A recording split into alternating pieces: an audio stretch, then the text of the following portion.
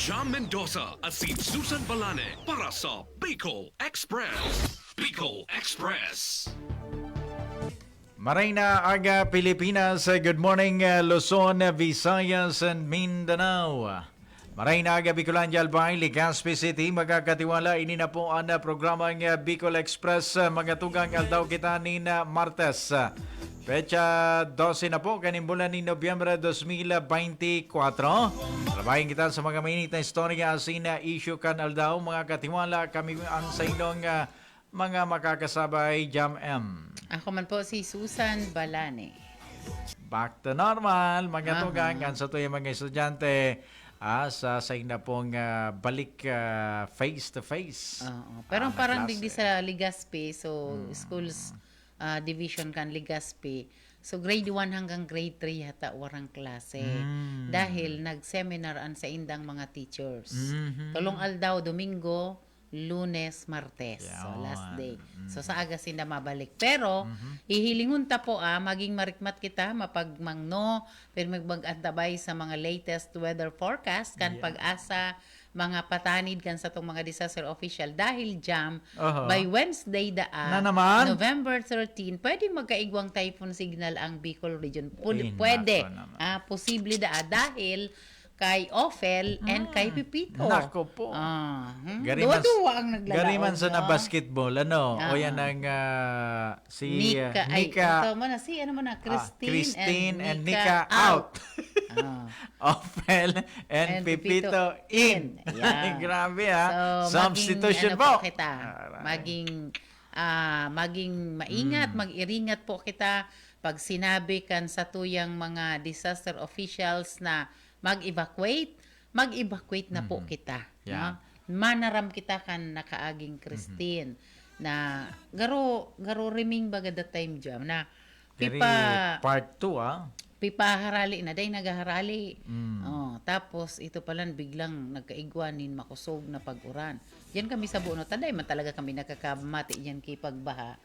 That time, for the first time nakamati kaming baha hanggang liog. Imagine mo yan. So, naranasan man kan ibang mga kababayan ta. So, kaya nga ni sabi ko, I feel you. So, grabing itong struggle na isasalbar mo ang buhay kan mga aki mo. Pero, ang pinaka-importante pa lang dyan, dahil ka magpanik.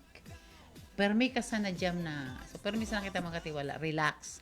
Tanganing, so presence of mind, dangan makakapag-isip ka kung ano ang tamang gibuhon, tanganing maging salbado ka mo. Kaysa pag napapanik ka na, tataranta ka, ang mga aki iyuma, nakakatrauma lugod, nakadagdag trauma. So, iyo po yan dapat niya itong tandaan. Pada sa pa dyan na tabi katiwalang san di na ko mag-alat duman sa permitang nada na gini aram nindo first time nangyari ni Samuya. So yan po mga tataramon kadakol na po kaming nada na kayan. Experience kang first time na nangyari sa Muya. Dahil mo man talaga tagapigi-expect. I-anticipate na nindo sabi baga magpreparar kita sa worst case scenario perme. Pag may bagyo, ang enot na aramon ta, tandaan na ako danta kay Dr. Cedric Daep. Good morning, Dr. Ced. Sabi niya, pag may bagyo, ang enot na aramon ta, dahil pag gura kakusog. Ang dapat na aramon ta, gura kadakol na uran ang dara kayan. Tangani na, antisiparan ta ang uran. Ang uran, ang pwedeng epekto kaayan is flash flood, tapos landslides. Kung dyan sa lugar ta, may history nin landslide, flash flood, so maging marikmat kita. And aramon ta permi dapat importante ini jam. Ining lugar ta reclaim area ba ito? Previous ba salog ini? Or dati ba ining landslide na dinevelop giraray? Kasi sabi baga ang nature pigbabawi niya kung ano ang sa iya. Yeah.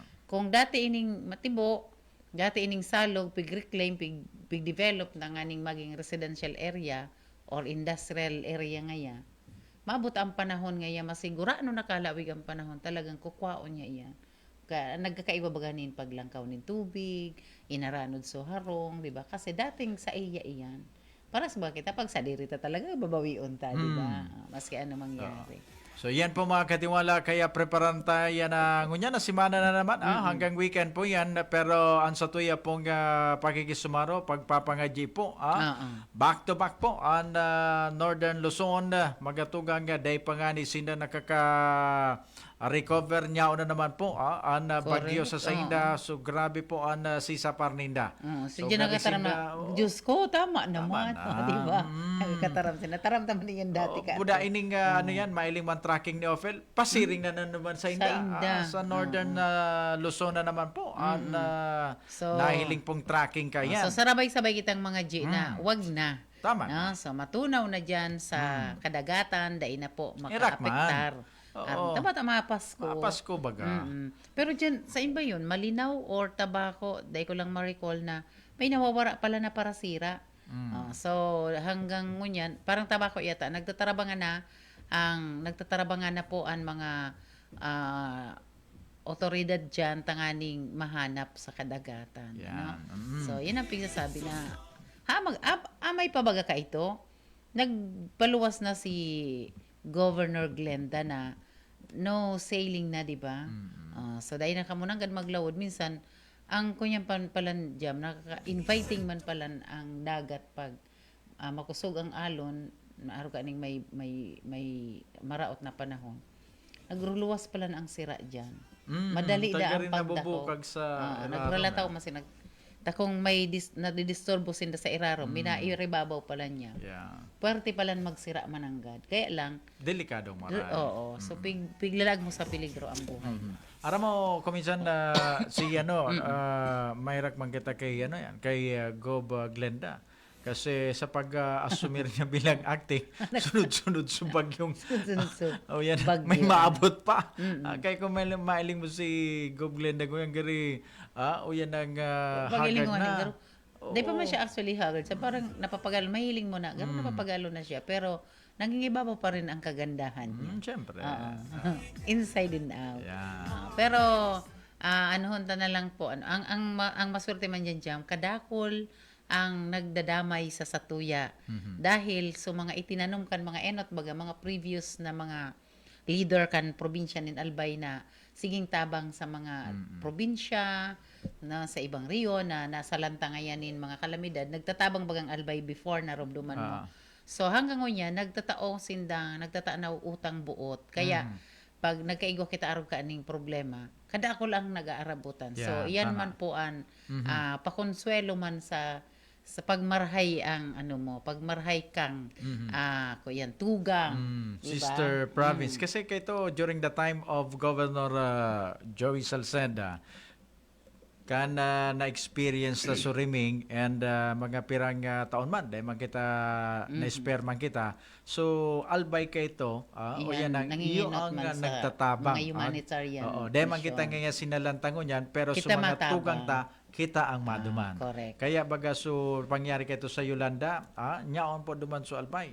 First responder duman sa pagtaong ayuda. Tubig, and diba? ara mo katiwalang sa naramdaman mo. So pig-donate baga sa tuya kang kang Espanya. So lorry, so ano yan, filtration. Inda nga ni so itong filtration ito. Hindi ko lang itabang ka ito naman sa summer. Itabang ka itong filtration machine para sa tubig and kaya baga naramdaman binisita kita ni ano yan? So Queen.